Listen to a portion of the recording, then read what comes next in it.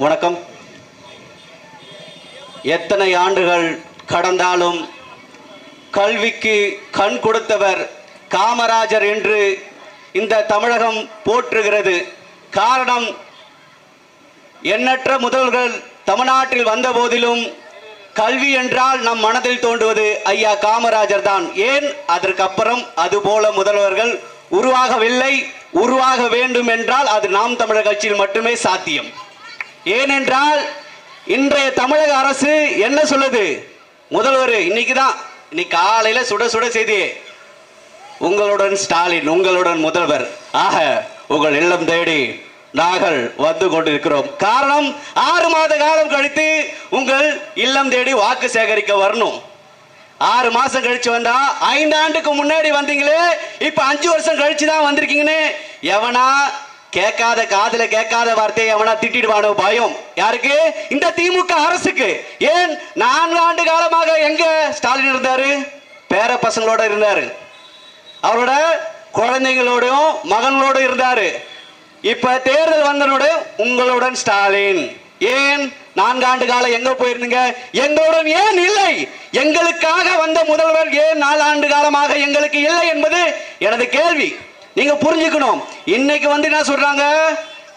எல்லா மகளிருக்கும் 1000 ரூபாய் கொடுத்துடுவோம். தகுதி வாய்ந்த பெண்களுக்கு கொடுத்தோம் இல்லையா 1000 ரூபாய்? இல்ல, இனி அனைத்து மகளிர்களும், அனைத்து குடும்ப தலைவருக்கும் நாங்க 1000 ரூபாய் கொடுப்போம். ஏன்? தேர்தல் வந்து விட்டது. இவர்கள் முழுக்க முழுக்க தேர்தலை மட்டுமே சிந்திக்கக்கூடிய ஒரே கட்சி திராவிட முன்னேற்ற கழகம், திருட்டு திமுக என்பதை நீங்கள் புரிந்து கொள்ள வேண்டும். ஒரு முறையும் தேர்தல் வரும்போது மட்டும் உங்களுக்கு நல்லது செய்வேன். மொத்தம் 505 கிட்ட தேர்தல் வாக்குறுதி சொன்னாங்க. என்னென்ன சிந்திச்சு பாருங்க. பொங்கலுக்கு எவ்வளவு தருவேன்னு சொன்னாங்க. இடியாப்பா மாதிரி கதை மாதிரி, இடியாப்பக்காரனை பிடிக்கவே முடியாதுன்ற மாதிரி திமுகவோட தேர்தல் அறிக்கையில் ஒண்ணு கூட கிடைக்கவே கிடைக்காதுன்ற மாதிரி ஆகி போச்சு திமுகவின் வாக்குறுதிகள் என்பதை நீங்க சிந்திச்சு பார்க்கணும். பொங்கலுக்கு என்ன கொடுத்தாங்க? இத்தனோண்டு சர்க்கரையும் கரும்பும். கிராமம் பக்கம்லாம் போனா தூக்கி வீசிட்டு போனான். அப்போ அதையும் செய்யல. வேற அரசு ஊழியர்களுக்கு, அரசு ஊழியர்கள் என்றாலே அவர்களது வாக்கு திமுக தான். காலகாலமா கொத்தடிமை மாறி அரசு ஊழியர்கள் முடிவு பண்ணிட்டாங்க, எங்களுக்கு யார் நல்லது செய்வா? திமுக அரசு தான் நல்லது செய்யும். என்ன சொன்னுச்சு தேர்தல்ல? நாங்கள் ஆட்சிக்கு வந்தால் பழைய ஓய்வூதிய திட்டத்தையே நிறைவேற்றுவோம். ஏன்? புதிய ஓய்வூதிய திட்டத்தில் என்ன இருந்தது? உங்களுக்கு பிடிக்கப்படும் ECPF பிடிப்பு படத்தை வைத்து பங்கு சந்தையில் முதலீடு செய்து அதில் லாபம் வந்தா கைக்கு கிடைக்கும், நட்டம் வந்தா ஒண்ணும் கிடைக்காது. இவங்க கிட்ட போயிட்டா வெறும் நட்டம் தான், நாமம் தான் கிடைக்கும் தெரிஞ்சு அரசு ஊழியர்கள் எத்தனை பேரு போக்குவரத்து துறையிலும் ஆசிரியர்களும் போராடினாங்க. அப்போ எதிர்கட்சியாக இருந்த ஐயா முதல்வர் என்ன சொன்னாரு? நாங்கள் ஆட்சிக்கு வந்தவுடன் பழைய ஓய்வூதிய திட்டத்தை கொண்டு வருவோம். இந்த புதிய ஓய்வூதிய திட்டத்தை கொண்டு வர மாட்டோம். இது வரைக்கும் கொண்டு வந்தாரா? இல்ல. அரசு ஊழியர்கள் ஏமாற்றப்பட்டார்கள். மருத்துவமனையில் இருக்கும் செவிலியர்கள், நீங்க தற்காலிக பணி வேலை செய்யறவங்க எல்லாரையும் நிரந்தரமா ஆக்குவோம் சொன்னாரா? செய்யல. அப்ப சிந்திச்சு பாருங்க. இன்னைக்கு மலமன்ற அன்பு சகோதரர்கள் அவங்களுக்கு இந்த பணியை நிரந்தரம் செய்வோம், தற்காலிக வேலையில் இருக்கிறவங்க எல்லாரையும் நிரந்தரம் செய்வோம் சொன்னாங்களா? சொன்னாங்க. செஞ்சாங்களா? ஆக சொன்னீங்களே செஞ்சீங்களா அப்படின்னு போன தேர்தலில் கேட்டாரு பாருங்க ஐயா முதல்வர். அவரை பார்த்து கேட்கிற, சொன்னீங்களே நீங்க செஞ்சீங்களா? செய்யல. அப்போ தற்காலிகமாக இருந்த எல்லா வேட்களையும் நிரந்தரப்படுத்துவோம், தற்காலிக ஆசிரியர்களா நிரந்தரப்படுத்துவோம். இப்படி பொய் மேல் பொய், பொய்யாகவே சொல்லி இருக்கிற ஒரே கட்சி திமுக என்பது மறந்து விடாது. பொய்யிலே பிறந்து, பொய்யிலே வளர்ந்து, பொய்யிலே புரண்டு, பொய்யிலே தவழ்ந்து, பொய்யிலே உருவான ஒரு கட்சி திராவிட முன்னேற்ற கழகம் என்பதை நீங்கள் மறந்துவிடக் கூடாது. ஏன் இந்த நேரத்தில் திமுக பற்றி நாம் பேச வேண்டியது இருக்கின்றால், ஓரணியில் தமிழ்நாடு, ஓரணியில் தமிழ்நாடுன்னா இந்தியாவுக்கும் பாகிஸ்தானுக்கு மேட்ச் நடக்குது. ஓரணியில் எல்லாரும் வாங்க, ஓரணியில் வாங்க, ஓரணியில் தமிழ்நாடு உருவாக்க போறோம். என்ன? எல்லா கட்சி கூட்டணிக்கு வாங்க. ஏன்? எங்களுக்கு கொள்கை வேறுபாடுலாம் எதுவுமே கிடையாது. சாதி கட்சி வாங்க, நாங்க சமத்துவம் பேசுவோம், சாதி ஒழிப்பு பேசுவோம். சாதி கட்சி வரீங்களா? வாங்க, இணைச்சுப்போம். ஏன்னா ஓரணியில் தமிழ்நாடு எங்களுக்கு தேவை. வெற்றி, அந்த பதவி வெறி இருந்தா, அந்த பதவி வெறியின் காரணமா ஓரணியில் தமிழ்நாடு. எப்படி? ஓரணியில் தமிழ்நாடு வெற்றி பெற்றால் போதும். ஆல்ரெடி 10 வருஷம் கூப்புல இருந்ததுக்கு 5 வருஷம் வச்சு செஞ்சிட்டாங்க திராவிட முன்னேற்ற கழகம், இந்த திமுக. மீண்டும் 5 ஆண்டு காலம் வந்தா இந்த தமிழகத்தை எவராலும் காக்க முடியாது என்பதை நீங்கள் புரிந்து கொள்ள வேண்டும். இவர்கள் அதிகார பலத்தை பயன்படுத்தி என்னென்ன செய்து கொண்டு இருக்கிறார்கள் அட்டூழியம் என்பதை தெரிஞ்சு கொள்ளுங்க. எப்படி அப்பாவி கிடைச்சா எஃப்ஐஆர் கூட போடாம தூக்கிட்டு போய் அடிச்சு கொள்ளுவாங்க. அஜித் குமார்னு என் போல இளைஞன் எத்தனை கனவுகளுடன் இருந்திருப்பான். இந்த நாட்டில் பாதுகாப்பு இருக்கா? இன்னைக்கு வீடு போயிட்டு நாளைக்கு வந்து வேலைக்கு போயிட்டு வீடு திரும்பன்ற நம்பிக்கை இருக்கா? இல்ல. ஏன்? யாரோ ஒரு பெண் கொடுத்த கம்ப்ளைண்ட் கூட்டிட்டு போனாங்க, மேலதிகாரி வச்சாங்க, அடிச்சாங்க, இறந்துட்டான். அன்னைக்கு அஜித்துக்கு நடந்தது, நாளைக்கு இந்த சூர்யாவுக்கு நடக்கும், அடுத்து விஜய்க்கு நடக்கும், யாருக்கு வேணாலும் நடக்கும். அப்போ இந்த சமுதாயத்தில் எப்படி வாழ்வது? இதே இந்த திமுக ஆட்சியை சப்போர்ட் செய்தா இஃபான்னு ஒருத்தன் ஃபுட் பிளாக் போடுவான், குண்டா குழந்தைக்கு சிசர் கட் பண்ணதை வெளியிட்டான், ஏகப்பட்ட சிக்கல்ல மாட்டான். ஆனா அவனை கைது பண்ணவே இல்லை. ஏன் பண்ணல? ஏன்னா திமுகவோட நெருக்கமா இருக்கான். அப்போ திமுகவோடு நெருக்கமாக இருந்தால், திமுகவில் இருந்தால் என்ன அட்டூழியம் வேணாலும் பண்ணலாம். அதே அப்பாவி மகன் இப்பெல்லாம் போவாங்க நண்பர்கள் ஹெல்மெட் போடாம, இந்த பக்கத்துல சிக்கன் ரைஸ் வாங்கலான்னு வந்திருப்பாங்க, சில்லி சிக்கன் வாங்கலான்னு வந்திருப்பாங்க, சிக்கன் பக்கோடா வாங்கலான்னு வந்திருக்காங்க. உடனே பிடிச்சி 1000 ரூபாய் ஃபைன். சரிங்களா? 1000 ரூபாய் ஃபைன். குடிச்சிட்டு வரணும் பிடிச்சி உடனே 10,000 ரூபாய் ஃபைன். கஞ்சா வச்சுட்டு வர எப்படி பிடிப்பேன்? மாத்திரை கிசால வண்டி ஓட்டுறான்ப்பா, எப்படிப்பா பிடிப்பேன்? இந்த காவல்துறை எப்படி பிடிக்கும்? பிடிக்க உங்ககிட்ட என்ன கருவி இருக்கு? அந்த கேள்வியை கேட்கிறோம். குடிச்சிட்டு வரணும் பிடிச்சி 10,000 ரூபாய் ஃபைன் போட்டு, கஞ்சா போதையில் வரவன சைனா இருக்கிறான், கஞ்சா போதையில் தான் கொலை பண்ணிட்டு சுத்துறான். நேத்து நடந்தது கொடுங்கூர்ல நண்பருக்கு கேட்க வெட்டினான். என்னடா ஊர்ல இருக்கிற ஃபிகர்லாம் நீயே மடிக்கிற, அசால்ட்டா போதையெல்லாம் கை மாத்துற, எங்களுக்கு நேக்கு சொல்லி தர மாட்டியான்னு.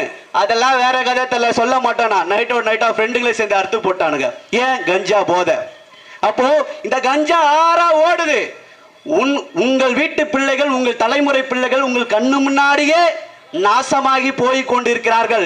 காரணம் இந்த கஞ்சா, மாத்திரை, சாராயம், இதெல்லாம். இதெல்லாம் யார் ஒழிக்கிறது? இதை யார் ஒழிக்கிறது இல்ல, இதை யார் உருவாக்குனது? திமுக. அதை மறந்து விடக் கூடாது. இதையெல்லாம் யார் உருவாக்கியது? திமுக. இதை விற்பவர்கள் யார்? திமுக காரர்கள் என்பதை புரிஞ்சுக்கணும். ஏன்? என்னப்பா பொத்தாம்போக்குல நீ மாட்டு சொல்லிட்டு போற? ஏன் கிலோ கணக்குல சாப்பிட சாதிக்கணும் ஒருத்தர் மாட்டினாரு, எங்க இருக்காரு? திமுக தான் இருக்காரு. அந்த அடிப்படையில தான் சொல்றேன். ஏன்னா நான் சொல்லல. நேற்று நண்பர் ஒருத்தர் போன் பண்ணாரு, மச்சான் எனக்கும் என் ஃப்ரெண்டுக்கும் பிரச்சனை. அந்த பையன் போன் பண்ணா, என்னடா சொன்னா கேட்டா, ஆனா சாரிண்ணா, சாரி சொல்லிட்டா பிரச்சனை முடிஞ்சிச்சடா. என்னடான்னு? இல்ல நான் சாரி சொன்னதே உன்னை நைட்டு தூக்குறதுக்கு தான். ஏன்னா உன்னை கொண்டுட்டு உங்க அம்மா கிட்ட சாரி சொல்றதோட உன்கிட்ட சொல்லிட்டா எனக்கு வேலை முடிஞ்சிடும். ரூட்டு போட்டு கொடுத்தது யாரு? முதலமைச்சர். ஏன்?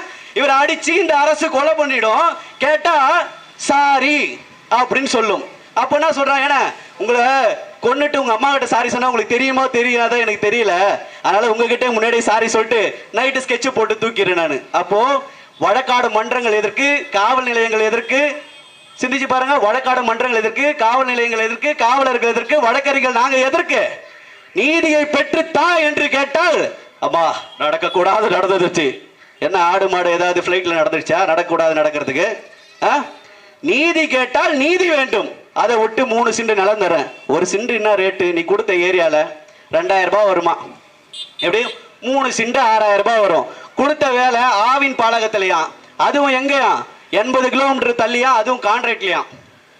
அப்போ ஒருவனை அடித்து கொன்று விட்டு மன்னிப்பு கேட்டு விட்டு உங்களுக்கு நிலம் தருகிறோம் பணம் தருகிறோம் என்றால் உயிர் போயிடுமா? உயிர் கிடைத்துவிடுமா? அந்த தாயின் வேதனை புரியுமா? இந்த திமுக அரசுக்கு புரியுமா? போன ஆட்சியில சாத்தாங்குளத்தில் நடந்தது, இந்த ஆட்சியில திமுக நடக்குது. அடுத்த முறை திமுக வந்தாலும் இது நடக்கும், அதிமுக வந்தாலும் நடக்கும். என்னப்பா திமுக மத்தி பேசிட்ட திட்டிட்ட, இவ்வளவு அநியாயம் பண்றாங்கன்ட்ட, அப்ப அதிமுக ஓட்டு போட்டிடலாமா? எப்படி? திமுக இந்த ஆட்சி வரக்கூடாது, மக்கள் உறுதியாக இருக்கிறார்கள், அப்ப அதிமுக போட்டலாமா? எப்படி போடுறது? இங்க 1 அங்க 2, கண்ணுக்கு தெரிஞ்சு 2 அங்க, கண்ணுக்கு தெரியாத அதிமுக ஆட்சியத்துல பொள்ளாச்சி பாலியல் வழக்கு என்னாச்சு? கொடநாடு கொலை வழக்கு என்னாச்சு? மறந்துட்டோம். ஏன்? அந்த ஆட்சியோட இந்த ஆட்சி மிக கொடூரமாக இருந்ததால் அந்த கொடூரத்தை மறந்துட்டோம். அதையும் மறந்து விடக் கூடாது. அதுதான் சொல்றேன், எனக்கு திமுக வரக்கூடாது. ஆமாம் வரக்கூடாது, அதிமுக வரக்கூடாது. ஏன்? காரணம் கூட பிஜேபி இருக்கிறது, மனிதகுல எதிரி பிஜேபி இருக்கிறது. வரக்கூடாது. ஆமாம் வரக்கூடாது. வேறு யார் வர வேண்டும்? உங்களிடமிருந்து வந்த பிள்ளைகள் உங்களை நம்பி கட்சி ஆரம்பிச்சு, நாம் தமிழர் கட்சியில 40 லட்சம் உறுப்பினர் இருக்கிறாங்களா எனக்கு தெரியாது, ஆனா 36 லட்சம் 40 லட்சம் வாக்கு பெற்று அங்கீகரிக்கப்பட்ட கட்சியானதுன்னா இது மக்களுக்கான கட்சி. காரணம், மக்கள் வாக்கு செலுத்தி எங்கள் கட்சியை உருவாக்கி உள்ளார்கள். இது மக்களுக்கான கட்சி, நாம் தமிழர் கட்சி. ஆகையால் தான் சொல்றேன். என்ன இன்னைக்கு என்ன பேசலாம்னு நினைக்கும் போது என்னன்னா பேசலாம். ஏன் டெய்லி திமுக ஆட்சியில் வெறும் அட்டுழியம் மட்டும்தாயா நடக்குது, என்ன வேணாலும் பேசலான்ற மாதிரி இருக்கு. சிந்திச்சு பாருங்க. 1000 ரூபாய் எந்த காலத்துக்கு பார்த்தோம்? போன தேர்தலில் இதே இடத்துல நிறைய வீட்டாண்ட சொன்னேன், அம்மா 1000 ரூபாய் கொடுத்துவிட்டு அவரு பொன்முடின்னு ஒருத்தர், நீங்களாம் இதில் வந்தீங்க பஸ்ஸில், ஓசி மறந்து விடக்கூடாது. மறந்து விடுவது மக்களின் இயல்பு. அதை நினைவுபடுத்தி கொண்டே இருப்பது போராளிகளின் கடமை. அந்த கடமையை தொடர்ந்து செய்வோம். எப்படி ஓசில என்ன எல்லாம் பல இருக்கீங்க? பேர் லவ்லி போட்டீங்களா? பவுடர் போட்டீங்களா? 1000 ரூபாய் வந்துச்சா? யாரு? வேலூர்ல துரைமுருகனோட பையன். மறந்து விடக்கூடாது. ஏன் இந்த திமுகவின் ஆட்சி எவ்வளவு கொடூரமானது என்பதை மறந்து விடக்கூடாது.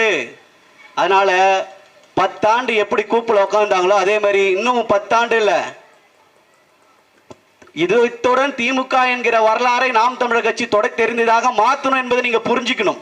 ஏனென்றால் எவ்வளவு அட்டுழியம் அநியாயங்கள் செஞ்சு கொண்டு இருக்கிறார்கள் இந்த திமுக அரசு என்பதை நீங்க புரிஞ்சுக்கணும். இன்னைக்கு வந்துட்டா போதும், இன்னும் 8 மாசம் இருக்குது. எவ்வளவு பரபரப்பா ஐயா முதல்வர் வராரு, கிராமந்தோறும் போறாரு, திட்டத்தை தொடக்கி வைக்கிறாரு, மீதி நேரங்களில் என்ன பண்ணாரு என்பதை சிந்திச்சு பார்க்கணும். அப்போ அதிமுக ஒரு வருஷத்துக்கு முன்னாடி பிரச்சாரத்துக்கு கிளம்பிடுச்சு.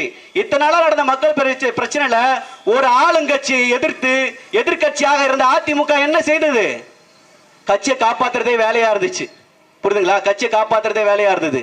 அப்படி இருந்த அதிமுக இன்று என்ன செய்யும்? மீண்டும் ஆட்சிக்கு வந்த பிறகு 5 ஆண்டு காலம் பேய், 5 ஆண்டு காலம் பிசாசு, பேய்க்கு பயந்து பிசாசு, பிசாசுக்கு பயந்து பேய், பேய் பிசாசு, பேய் பிசாசுன்னு மாத்தி எத்தனை ஆண்டு காலம் தான் துன்பத்தை அனுபவிக்க போறீங்க? ஒரே ஒரு முறை மனித புனிதர்களாக உங்களிடம் இருந்த உங்கள் பிள்ளைகள், இளைஞர்கள் நாங்க. ஐயா ஸ்டாலினுக்கு என்ன வயசு இருக்கு? 60 வயசுக்கு மேல இருக்குமா? ரிட்டையர்ட் ஆயிட்டு பேர பசங்களோட சந்தோஷமா இருக்கு சொல்லுங்க. சிந்திச்சு பாருங்க. ஐயா பன்னீர்செல்வத்துக்கு என்ன வயசு? இது எடப்பாடிக்கு என்ன வயசு இருக்கும்? வயசாயிடுச்சு. பேர பசங்களோட சந்தோஷமா இருக்கு சொல்லுங்க.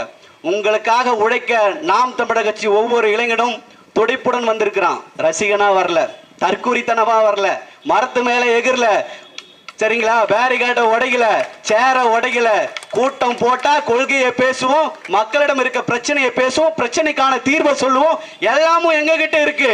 அதனால ஆனா ஒன்னே ஒண்ணு மட்டும்தான் இல்ல, ஆட்சி அதிகாரம்.